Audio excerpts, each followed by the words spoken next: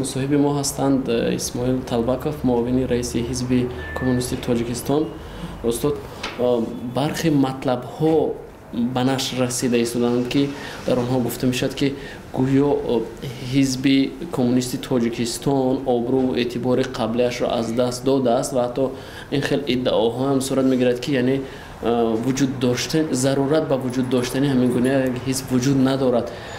پاسخ شما در برابر همین گونه ادعاها چه است استاد؟ البته ما آگاه هستیم از طریق وسایل اخبار عامه بخصوص میتخوار که طی من یک چند روز است که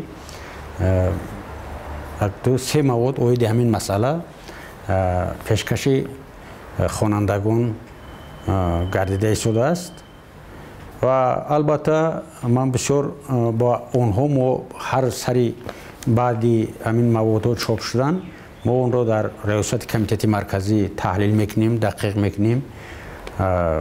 اون جایهای کمبودی که وای ها میگن در حزب است، البته ما برای اصلاح اونها در فعالیت خود تدبیر و چاره‌جویی کردنی هستیم، ولی اون جایهایی که اون موضوعی که از او بوی خصومت یا خود تهمت یا که یک چیزهای اطلاعاتی بی اساس به میاد ما با همینو تا اندازه که امکانیت است به یگان همین هیاهوی سیاسی جوابای مشخص داده ایستادیم. فکر میکنید این نظر شخصی همین تحلیلگرا هست یا که در زیر این کاسه ها باز نیم کاسه های دیگر هم هست؟ شما بسیار با مورد قید کردید که پس این کاسه و نیم کاسه ها چه نهان است؟ اینا فکر شخصی اونها است.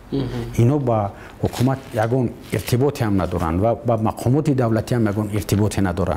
اینها نقطه های نظر شخصی خودشون رو در واسطه اخبار عامه دولتی پیشکشی مردم کردنی هستند که مردم خیلی خودش میداند. امروز مردم از اینترنت آگاه است، از فعالیت حزب سیاسی آگاه است. به هر حال خانم کمالова که معاون رئیس مرکز تحقیقات استراتژی یک نکته گفتگی هستند در اونجا که میگه حزب کمونیست ایده‌هایی که مثلا حزب کمونیست تبلیغ میکنه در جانبدار است، در از جانب خلق تاجیکستان مردم تاجیکستان دستگیری نمی و دیگر زمینه‌های مردمی ندارد و یک ایدئولوژی برای مردم شریف تاجیکستان بیگانه هست. نظرتون در همین مورد چی است و این نفری هم که حضور در پارلمان هست و خودش را اعضای حزب کمونیست میداند، آیا اعضای حزب هست یا نیست؟ یعنی مسئله این چی است؟ بررسی میشه در جلسه حزب همین قضیه؟ سوال یکمتون که گویا که از جانب تحلیلگر مرکزی تحقیقات استراتژی که گویا که ایدئولوژی کمونیستی کهنه شده است، امروز مردم پذیرایی نمیکند. این را هنوز جواب این را مارکس هم داده بود، لنین هم داده بود که آینده بشریت این سوسیالیسم است.